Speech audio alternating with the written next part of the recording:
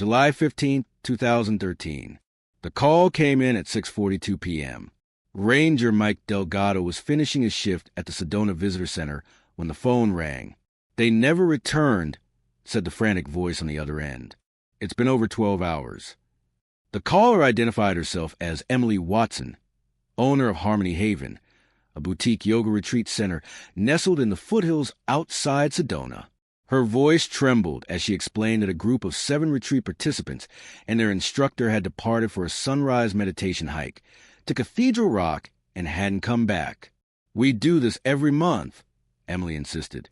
"Jordan knows those trails better than anyone. They should have returned by noon." Delgado took down the details methodically.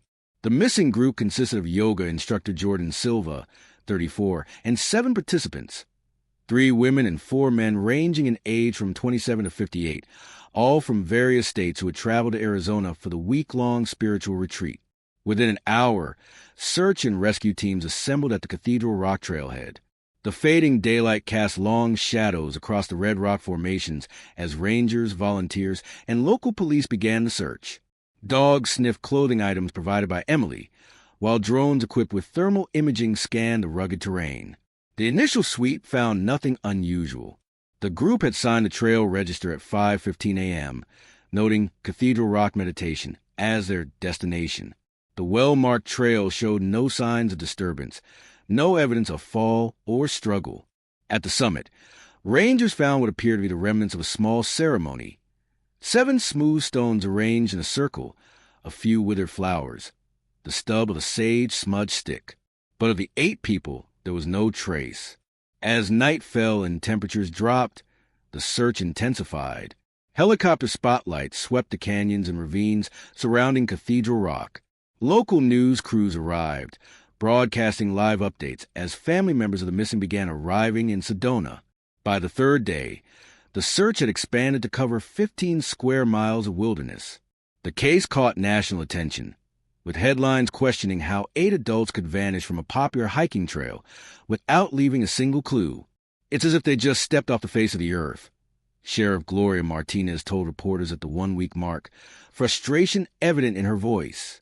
No personal items, no footprints leading away from established trails, nothing on traffic cameras showing them leaving the area.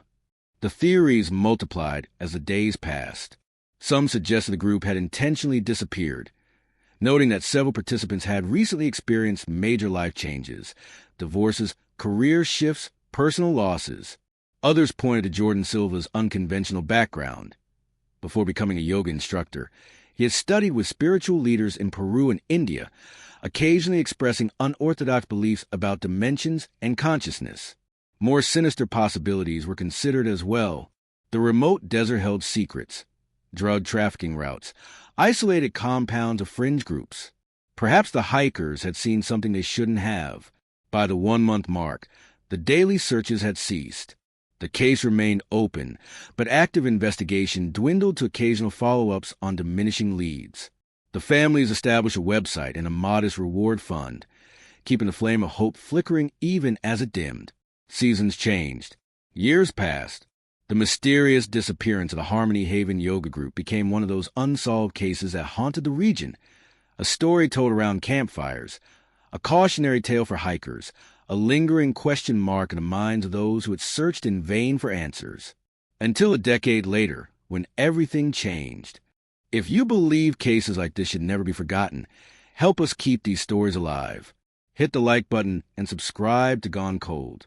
Every week, we bring you real-life mysteries, disappearances, cold cases, and the questions no one has answered. Showed a charismatic Jordan, leading increasingly intense meditations. In later sessions, participants reported strange experiences, seeing light where none should be, feeling presence in empty rooms, experiencing time distortions. The most recent file was timestamped 4:58 a.m. on July 15, 2013, showing the group preparing to depart for Cathedral Rock in the pre-dawn darkness. They appeared calm, even joyful, embracing one another as Jordan spoke about the journey ahead. "This doesn't read like a suicide note," Ortega said, reviewing the journal again. "There's no despair here. He truly believed they were going somewhere else." Mass delusion, Martinez suggested.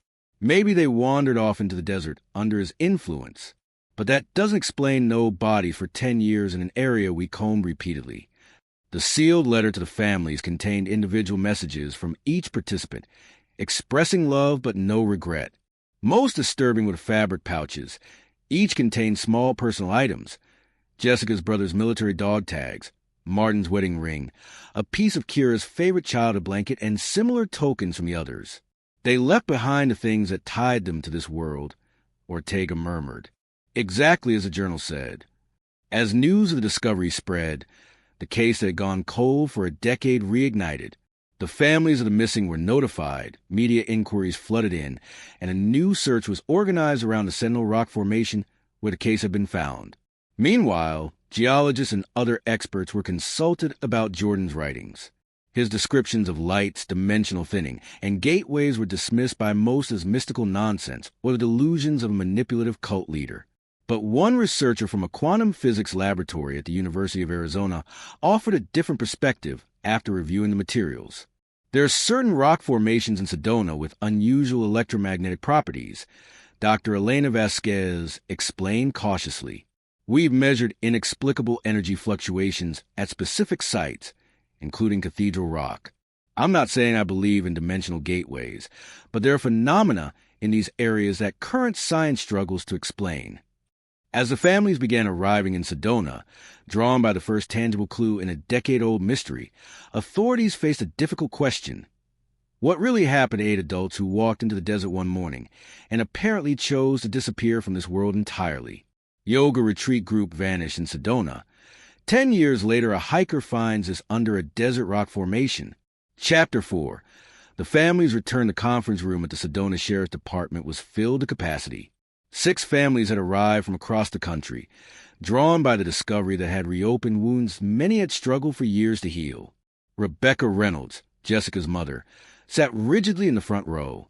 At 65, her face bore the weathered lines of someone who had endured too much loss.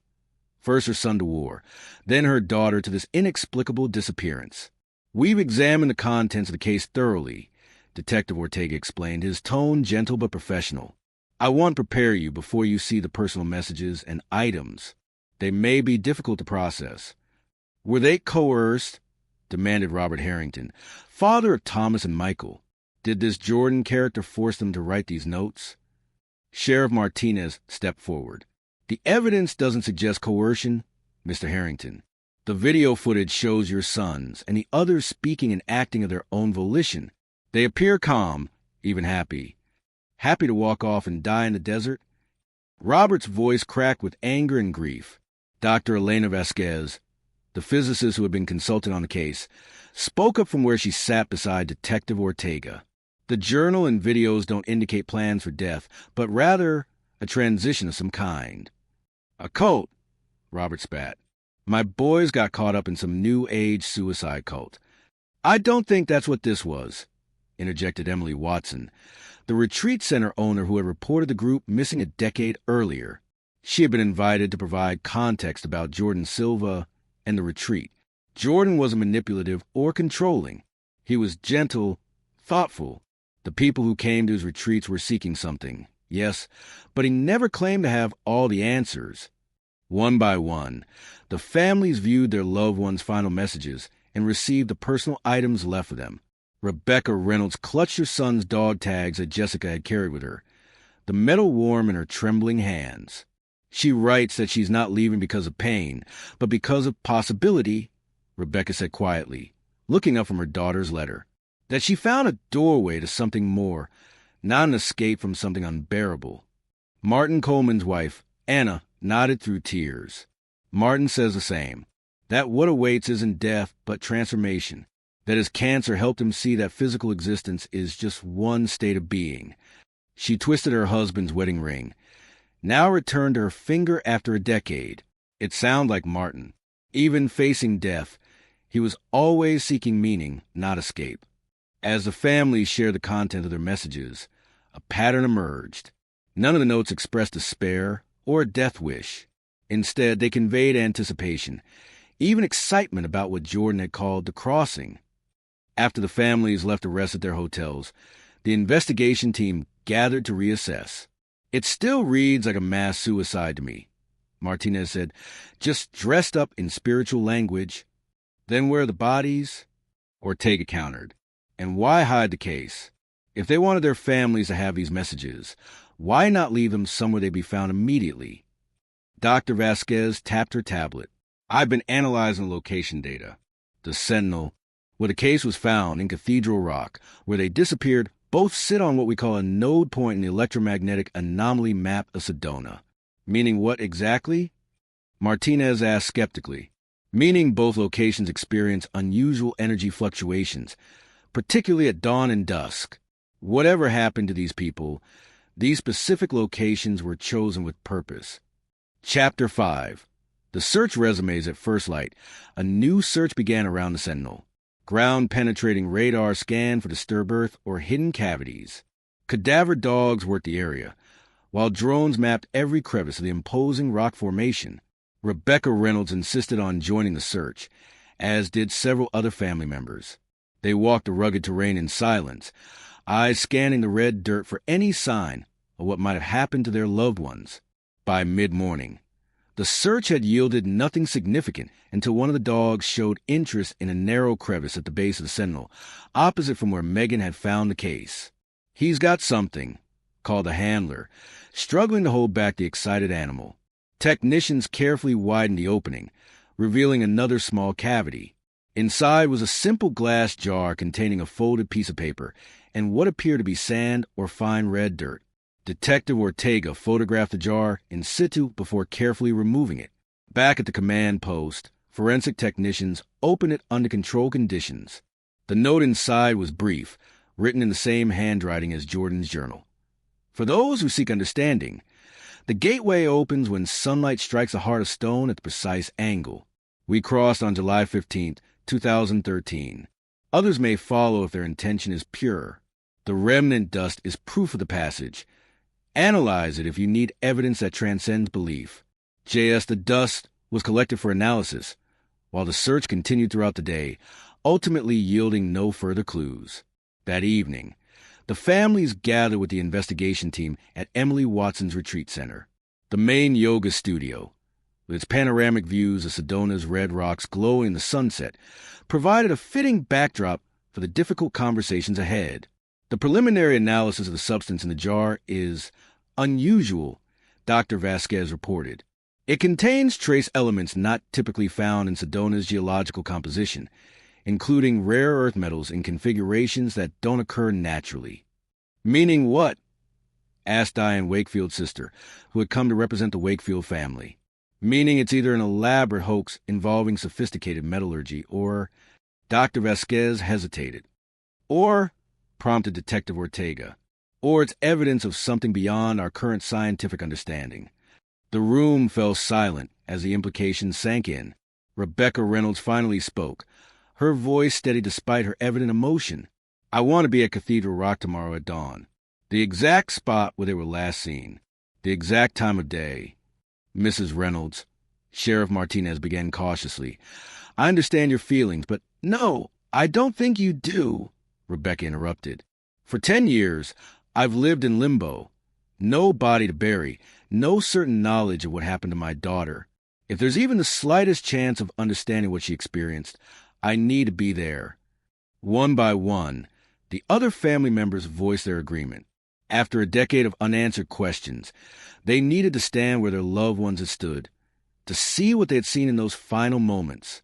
After some discussion, the authorities agreed to accompany the families to Cathedral Rock at dawn, though with clear safety protocols in place. As the meeting dispersed, Rebecca found herself standing beside Emily Watson, both women gazing out at the darkening landscape. Do you think they're really gone? Rebecca asked softly. Not just dead, but gone somewhere else? Emily considered the question carefully. I knew Jordan for 3 years before that retreat. He wasn't delusional or manipulative. He was one of the most grounded, present people I've ever met. She turned to face Rebecca. I don't know what happened on that rock, but I believe Jordan believed in what he was experiencing. Rebecca nodded, her fingers tracing the outline of the dog tags in her pocket. Jessica's letter said something that keeps repeating in my mind. The veil is thinner in certain places, Mom. Reality is more permeable than we've been taught to believe. Chapter 6. Dawn at Cathedral Rock. The eastern sky was just beginning to lighten as the group assembled at the Cathedral Rock trailhead. The families, accompanied by Detective Ortega, Sheriff Martinez, Dr. Vasquez, and several deputies, began the ascent in the pre-dawn darkness, headlamps illuminating the path. They reached the summit plateau just as the horizon began to glow orange. Dr. Vasquez consulted her equipment, taking readings of the electromagnetic field, while the others spread out across the area where the meditation circle had been found a decade earlier. The field strength is increasing, she noted, watching the numbers climb on her instruments. Just as the sun approaches the horizon, Rebecca stood at the center of what had been the stone circle, now long scattered by a decade of weather and visitors. She held Jessica's letter in one hand, her son's dog tags in the other. The journal said they sat in meditation facing east. Emily Watson noted, orienting herself accordingly. Jordan believed the first ray of sunlight would catalyze the crossing. The family members arranged themselves in a rough approximation of how their loved ones might have sat that day. No one spoke as the sky brightened further, the distinctive red rocks beginning to glow with the approaching dawn. Dr. Vasquez's equipment suddenly emitted a high-pitched tone. "The readings are off the scale," she said, adjusting controls. Frantically, "This is consistent with what we've measured during peak anomaly events, but much stronger." The first ray of sunlight crested the horizon, striking the central spire of Cathedral Rock. The red sandstone seemed to momentarily intensify in color, as if illuminated from within rather than without. "Look," gasped Anna Coleman, pointing to the space in front of them. For a brief moment, so brief that later, some would question if they had really seen it. The air appeared to shimmer and distort, like heat waves rising from hot pavement, but more structured, almost geometric in its rippling. Rebecca stepped forward instinctively, her hand outstretched toward the phenomenon. Detective Ortega moved quickly to pull her back, but the distortion had already faded as the sun continued to rise. "Did you see that?" Rebecca demanded, looking around at the others. "Did you all see that?" The reactions were mixed. Some nodded vigorously, while others looked uncertain. Dr. Vasquez was rapidly downloading data from her instruments, her expression a mixture of scientific excitement and disbelief. "I recorded significant fluctuations in the electromagnetic field, corresponding exactly with a visual anomaly," she confirmed. "Something measurable happened here, something that defies conventional explanation." As the group made their way back down the trail, the conversations were subdued but intense. For some family members, the experience had deepened their confusion and grief. For others, it offered a strange kind of comfort, a glimpse of possibility that aligned with their loved one's final messages. "I don't know what to believe," Robert Harrington admitted, his earlier anger softened by what he had witnessed. But Thomas and Michael believed they found something meaningful here, something real. Back at the sheriff's department, Dr. Vasquez presented her preliminary analysis.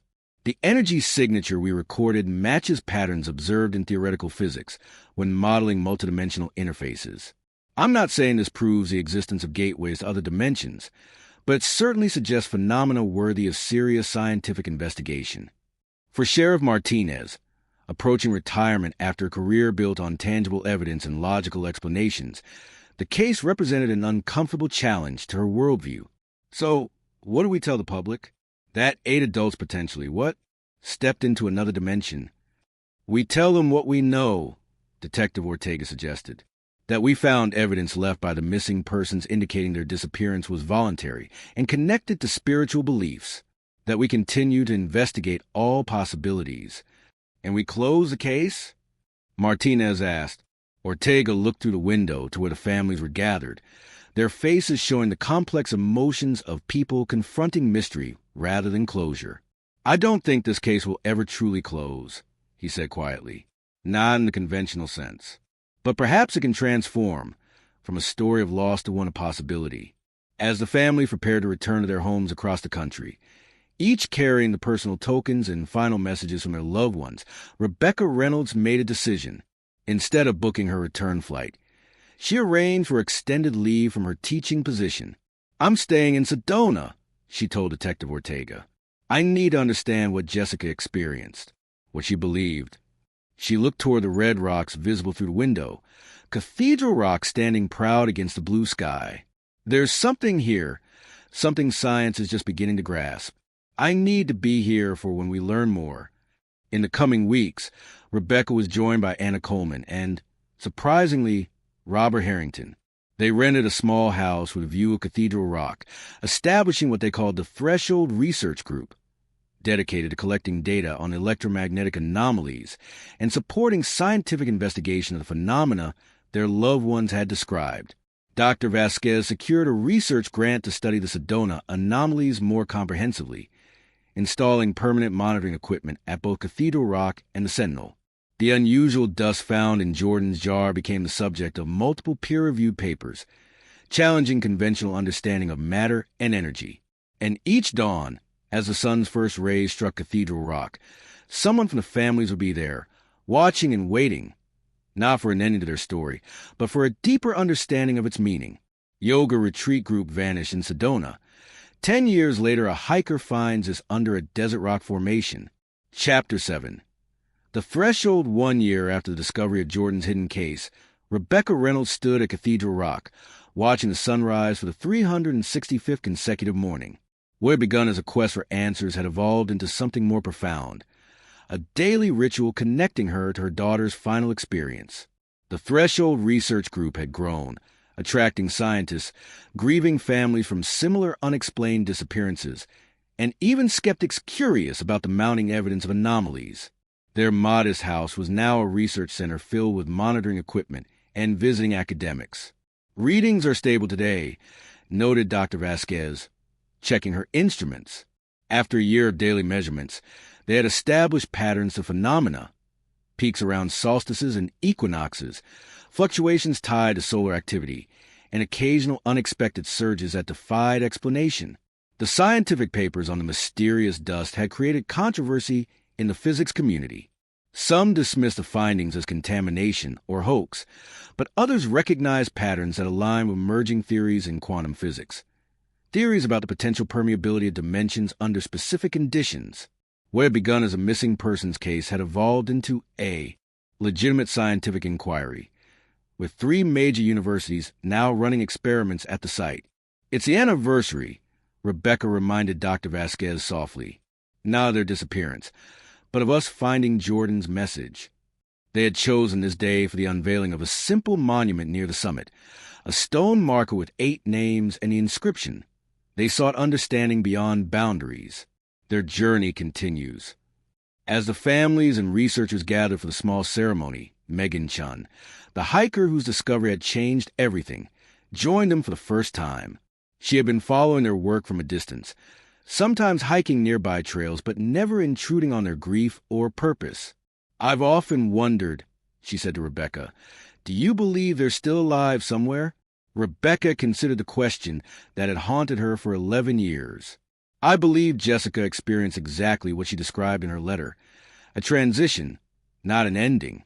Whether that means another dimension, another state of consciousness, or something we don't have words for yet, I don't know." "But you found peace with it," Megan observed. "Not peace, exactly. Understanding." Rebecca touched the dog tag she now wore alongside her own necklace. "Jessica wrote that reality is more permeable than we've been taught to believe." After a year here, I think she was right, not just about physical reality, but about the boundaries between loss and connection, absence and presence. The small group fell silent as the sun fully cleared the horizon, bathing Cathedral Rock in golden light. The monument's polished surface reflected the glow, the 8 names illuminated as if from within. In the years since the discovery, no further physical evidence had emerged about what happened to the 8 who vanished. No bodies had been found. No conclusive proof of any particular theory had materialized. But something else had emerged, a community united by mystery rather than divided by it. Researchers approaching the unknown with wonder rather than fear, and families finding meaning in continuation rather than conclusion. As the morning light strengthened, Rebecca noticed something she had never seen before, a subtle rainbow effect around the rock spire, visible only from a particular angle. "Look," she whispered, pointing. For a brief moment, they all saw it. A perfect spectrum of colors forming a circular gateway of light around the central spire. Dr. Vasquez's instruments recorded a corresponding surge in electromagnetic activity, stronger than any previously measured. Then, as quickly as it appeared, the phenomenon faded, leaving only the natural beauty of the red rocks against the blue Arizona sky. "What was that?" someone whispered. Dr. Vasquez studied her readings with wide eyes. "A threshold," she said softly, just as Jordan described it. Whether doorway or natural phenomenon, scientific anomaly or spiritual gateway, what happened at Cathedral Rock would never be fully explained by conventional understanding. The 8 who vanished had left behind not just personal tokens and final messages, but a mystery that expanded the boundaries of what many believed possible. Rebecca touched the monument's smooth surface, tracing Jessica's name with her fingertip. "Safe travels," she whispered, not just to her daughter, but to all 8 who had chosen to step beyond the threshold of the known world, leaving others to wonder at the possibilities that lay beyond. In the decades since her disappearance, no other hikers had vanished from Cathedral Rock. Whatever door had opened that July morning had closed behind the 8 who crossed through it. But the questions they left behind had opened something else, a willingness to consider that reality might be larger, stranger, and more wondrous than most had dared to imagine. 10 years after 8 people vanished during a sunrise hike in Sedona, a hidden journal and a USB drive have reignited the mystery. Did they fall victim to manipulation, or did they truly believe they crossed into another reality? If this story made you think, click like. It helps us reach more people and keeps these cases alive. And tell us in the comments, what do you think happened to the Harmony Haven group? Was it a cult ritual, a tragic delusion, or something beyond what we can explain? We read every comment. Your theories help keep the search for answers going. At Gone Cold, we share new real-life mysteries every week. We'll see you in the next video.